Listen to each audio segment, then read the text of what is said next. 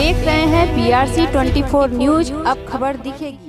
मड़ियाऊ विधानसभा 370 से समाजवादी पार्टी ने सुषमा पटेल को अपना प्रत्याशी सोमवार को बनाए जाने की घोषणा होते ही समाजवादियों में हर्ष व्याप्त हो गया।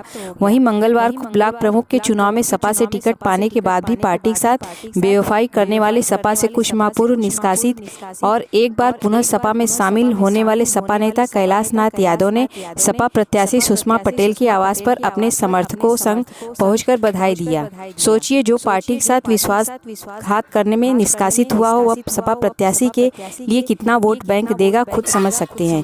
फिलहाल अपने आवास पर पत्रकारों से रूबरू होते हुए सुषमा पटेल ने कहा कि हम सब धर्मों का सम्मान करेंगे। कहा, भाजपा शासनकाल में गंगा एवं अस्पताल शमशान घाट में तब्दील हो गया था, कितनी माँ के गोद सुने हो गए।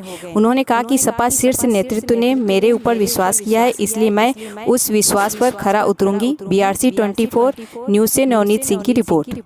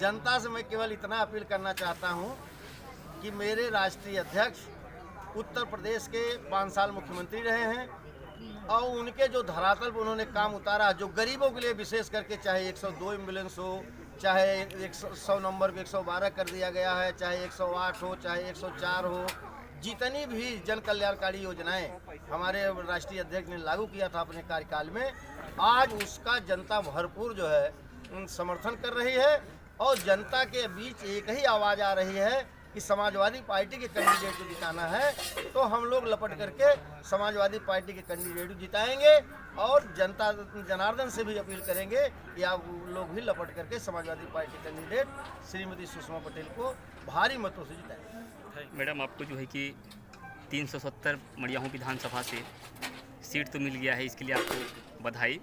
क्या कहेंगी मड़ियाहू की जनता को? सबसे पहले भाई मीडिया के बंधुओं को मैं बहुत बहुत धन्यवाद दूंगी कि आज समय निकाला आपने हमारे लिए। और मैं आज आपके चैनल के माध्यम से अपनी पार्टी के राष्ट्रीय अध्यक्ष माननीय श्री अखिलेश यादव जी का मैं बहुत बहुत आभार प्रकट करना चाहूँगी कि उन्होंने मुझे इस मड़ियाहू विधानसभा से अधिकृत प्रत्याशी घोषित किया। माननीय राष्ट्रीय अध्यक्ष जी ने और पार्टी ने मुझ पर जो भरोसा दिलाया है, मुझ पर जो विश्वास दिखाया है, उस पर मैं पूरा खरा उतरने का पूरा प्रयास करूँगी। और मैं सभी मड़ियाहू के जनता के भी सभी धर्मों जातियों लोगों के बीच जाऊंगी और पार्टी की नीतियों, कार्यक्रमों और विचारधारा को आगे बढ़ाने का काम करूंगी। मैडम, 2022 का विधानसभा चुनाव का जो मुद्दा होगा, क्या होगा? देखिए, मुद्दे तो बहुत हैं। आप देख रहे हैं कि भारतीय जनता पार्टी चुनाव में मुद्दों के आधार पर चुनाव नहीं लड़ रही है, आप देख रहे लगातार इस चुनाव में हिंदू मुसलमान जिन्ना पाकिस्तान किया जा रहा है, क्योंकि मुद्दे तो इतने ज़्यादा हैं कि हमारे नौजवान भाइयों को 5 साल में कोई रोज़गार सृजित नहीं किया गया। स्वास्थ्य सुविधाएँ बेहाल हैं। कोरोना काल में आपने देखा कि लाशों की गंगा बिल्कुल बहने लगी, शमशान घाटों में लाशों को जगह नहीं मिली, शिक्षा पूरी तरह से टूट गया है, इंफ्रास्ट्रक्चर पूरी तरह से बदहाल हो गया है। तमाम ऐसे मुद्दे हैं जो भारतीय जनता पार्टी ने काम नहीं किया, पूरे 5 साल तक जो समय काटा है। आपने देखा हमारी सरकार ने 22 प्रदेश की जनता ने हमारे राष्ट्रीय अध्यक्ष जी के कार्यकाल को देखा है। एक बेहतर शिक्षित और विजनरी मुख्यमंत्री के रूप में उन्होंने काम किया है। डायल 100 की सुविधा आपने देखी, विश्व स्तरीय रैपिड रिस्पांस सिस्टम के रूप में जाना गया। समाजवादी एम्बुलेंस दिया, ऐसा पहली बार हुआ कि आम जनता के लिए निःशुल्क जो है एम्बुलेंस, सरकारी एम्बुलेंस आम जनता के दरवाजे पे उपलब्ध हुआ। मेडिकल कॉलेज बनवाए। तमाम ऐसे काम है जो आप लोगों ने देखा, उसी मुद्दों के आधार पर हम जनता के बीच। मैडम, अगर आप चुनाव जीतती हैं, विधानसभा में जाती हैं, तो वो कौन से विकास के मुद्दे सर्वप्रथम होंगे मड़ियाहू विधानसभा जिनको आप सौगात देना चाहेंगे?